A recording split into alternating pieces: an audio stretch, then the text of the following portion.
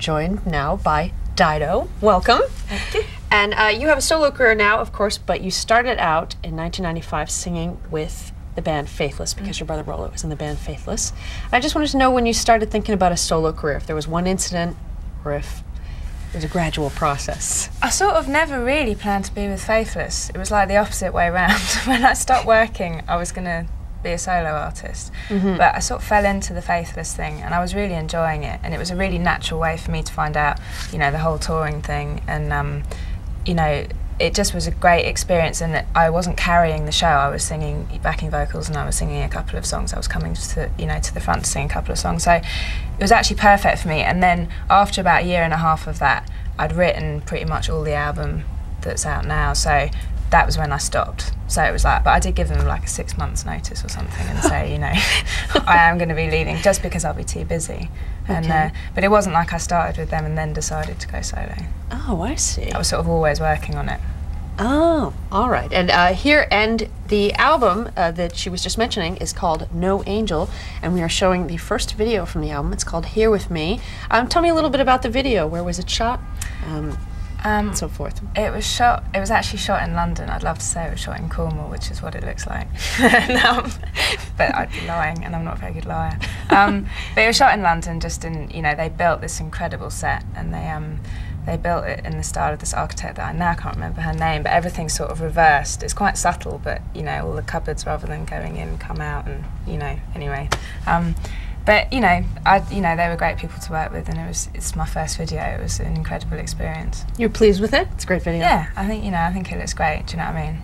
All right, here with me on 120 Minutes. Welcome back to 120 Minutes. I'm Jancy Dunn, and I'm here with Dido.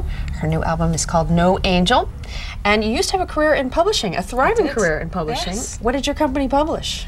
Well, I worked for a publishing company, and then I went to work for a literary agent. So I was looking after authors basically and journalists. And but I used to work for a company called Macmillan and Picador, and who published some great books. Sure, they've quite the rep. Yeah. And what gave you the impetus to leave? When did you finally say, "I'm going to pursue music full time"? Goodbye, everyone. Again, it wasn't a decision. I was like, "This is what I'm going to do." Basically, I was completely overdoing it. I was working really hard. I was doing a law degree in the evenings, and then I was going to the studio after that and recording with Faithless, because that's when we were recording the Faithless album. And I collapsed, basically. Just, you know, I mean, over a period of time, I was just like, okay. And I was really suffering from exhaustion, so I decided that I had to choose one thing and stick to it, you know, for a while. So I gave the thing I wanted to do most was the music. So I gave myself a year. I sort of saved up enough money to live for a year. And then, you know, thought if I don't get a deal within a year, I'll go back to publishing. Okay, and luckily that didn't. Yes, and here we are 4 years later. All right, well, I'll be talking more with Dido, but right now, Jancy Dunn here with my special guest, Dido.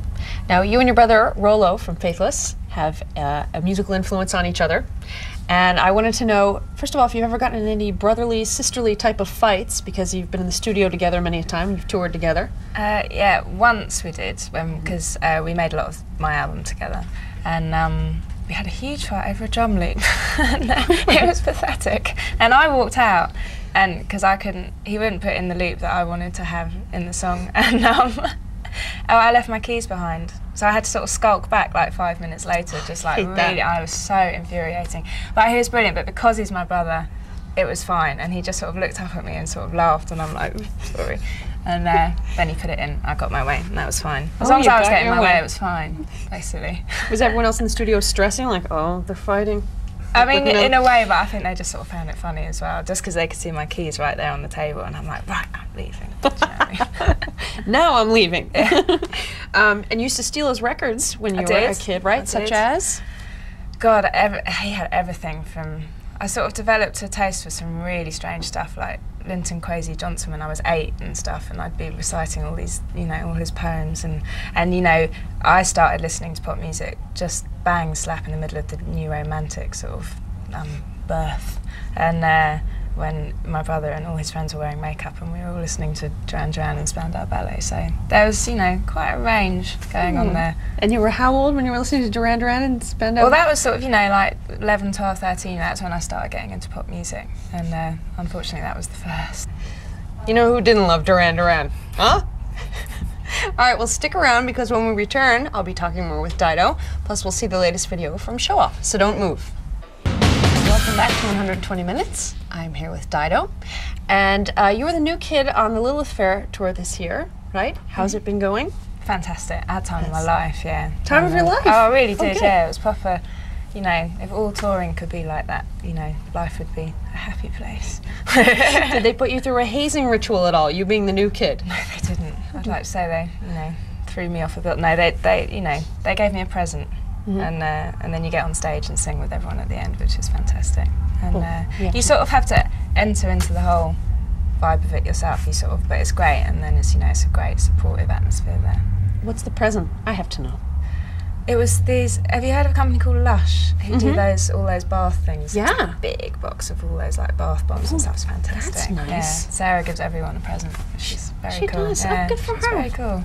And then you embark on a tour as well, starting on the 20th? 20th of August. Right? Yeah. In Vancouver. And how long does it go for? Goes through till about sort of mid-September. I'm doing the full circle, or figure of 8, or however it works. Okay, well, be sure and see Dido on tour. Also, run out and buy her new album, No Angel. And right now, we have a video from Show Off. This is from their self-titled debut album. It's Falling Star. And thanks again for coming by. My pleasure. Thank you for having me.